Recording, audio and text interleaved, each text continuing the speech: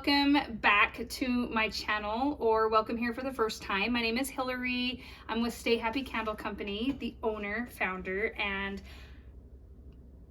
person. We are finally to the point where we are ready to soft launch. I'm planning a soft launch here in a month or so, and then my first market is about 3 weeks after that. So we are just going to start getting some product ready for that launch. Today we are going to prepare our eucalyptus. So far with my testers and my testing group, it has been a hit. They loved it. They love the very soft and inviting and calming aroma that it leaves in their home. It is relaxing and very beautiful, I guess is a good way to describe it. So we are going to be doing that today. First things first, we gotta prep the jars. So usually I have them already cleaned like I did my straight side jars. I had those cleaned, so I just set the wicks. Then I cleaned up my bigger 13.5 ounce jars and got them ready to set those wicks. Now I'm using 2 wicks in those, 1 in my smaller jars. Then I just use my wick setters to get those nice and secure to the bottom of the jar.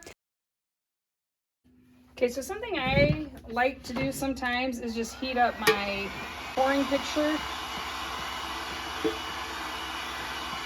It's just that it's kind of cold, and so it drops my temperature a little faster than I want to. So I'm gonna heat that up. It gives me a little more time to get things prepped.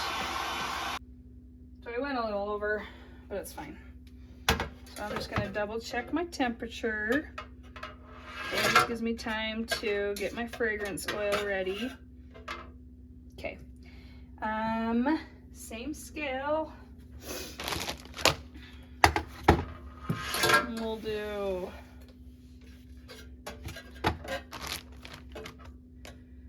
3.56. Be smarter and safer than me and just measure it out in a separate container. I usually do, but today I was feeling confident.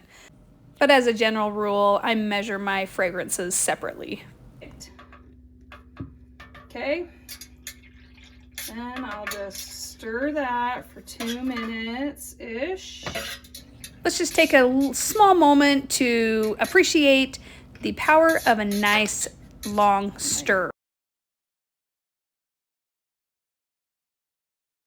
Let's see, one of the other things that I wanted to mention was for this particular vessel, fragrance, and just the whole product as a whole, I used California Candle Supply, Lone Star Candle Supply, Design House, and Candle Science. So for one finished product, I used, what was that, 4 or 5 different suppliers. So I'm small, I'm starting out, but I am so excited to progress my relationship with these suppliers. All right, so this is just about there. So we're gonna go ahead and get going on this. She's ready. She's ready to be poured.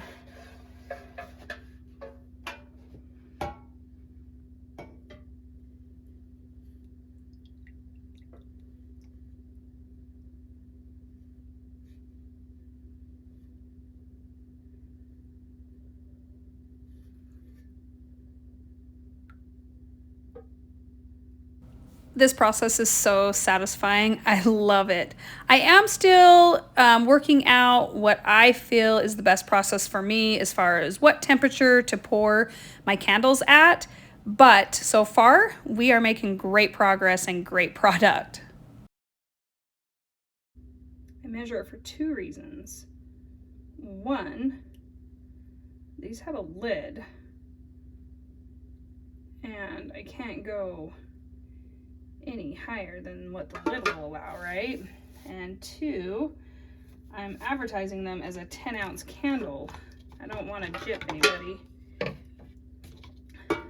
They're 10 ounces. So, and then if there's any extra, I always have these ready to fill, because these are testers that I'll send. I've got a mess. Send with my orders, just little samples. And top off. I'm not gonna worry about washing this out. I've got another batch I'm gonna pour here in about 35 seconds. There's one. This process just ensures that my wicks don't move while the wax is curing. Okay, with this next batch, we need 19.26 ounces of wax. I'm pretty sure I've got that much in there still. Just double check my temperature. The best Christmas gift I got this year was this wax melter my husband got me. It is a game changer. I love it so much, and it has made things so quick for me. I'm telling you, it's the small things. So we're gonna go ahead and be brave and do this again. Remember what I said about pouring this in a separate container? Can't get much better than that. I was supposed to get 1.99. I got 2.01. Okay, I guess I could get 0.02 better, couldn't I? All right, let's stir this for a couple minutes. Stirring the fragrance in with the wax for a solid 1 to 2 minutes will ensure an even throw throughout the life of the candle. Well, I poured all the rest of these, talking to myself, giving you tons of explanation, and then I realized I didn't have it on record. So that's all right, that's life. So I'm just gonna clean this out. I am done pouring this particular fragrance, so I will make sure this gets nice and clean before I utilize it for the next batch of whatever it may be. So I'll scrub all my pouring pitchers with alcohol afterwards, just to give it a final one-over cleaning so that I don't have one fragrance spilling over to the next fragrance. And of course, don't forget to set those wicks. Okay, it's the next morning. I'm ready for church, but first I'm gonna check for air pockets. So, these look pretty good. I am going to, it's the next morning.